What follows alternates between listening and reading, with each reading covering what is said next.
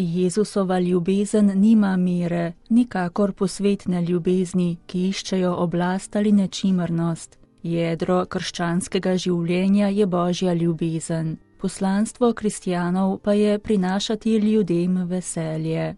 To so bili poudarki današnje homilije papeža Frančiška med jutranjo sveto mašo v kapeli doma svete Marte.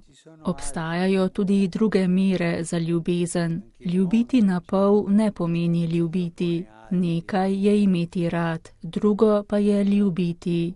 Ljubiti je več, kakor imeti rad. Papež Frančišek se je tako vprašal, katera je mera za ljubezen. Mera za ljubezen je ljubiti brez mere.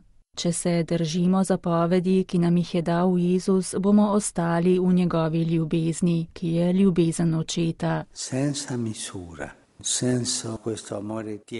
Brez mere, brez te mlačne in koristoljubne ljubezni. Gospoda bi lahko vprašali, zakaj nas vendar spominja na te stvari, da bo moje veselje v vas in da bo vaše veselje dopolnjeno.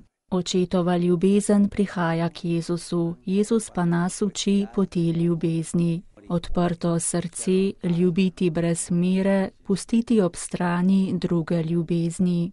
Velika ljubezen do njega je ostati v tej ljubezni in veselju. Ljubezen in veselje sta dar, za katerega moramo Gospoda prositi. Nedavno je bil neki duhovnik imenovan za škofa. Šel je k svojemu ostarelemu očetu, da bi mu povedal novico. Ta ostareli mož, že upokojen, ponižan človek, ki je bil celo življenje delavec, ni hodil na univerzo, a imel je modrost življenja. Sinu je svetoval le dve stvari: bodi pokoren in prinašaj veselje ljudem. Ta človek, je nadaljeval papež, je razumel, da je potrebno biti pokoren očetovi ljubezni, ne imeti drugih ljubezni, biti pokoren temu daru in zatem ljudem prinašati veselje.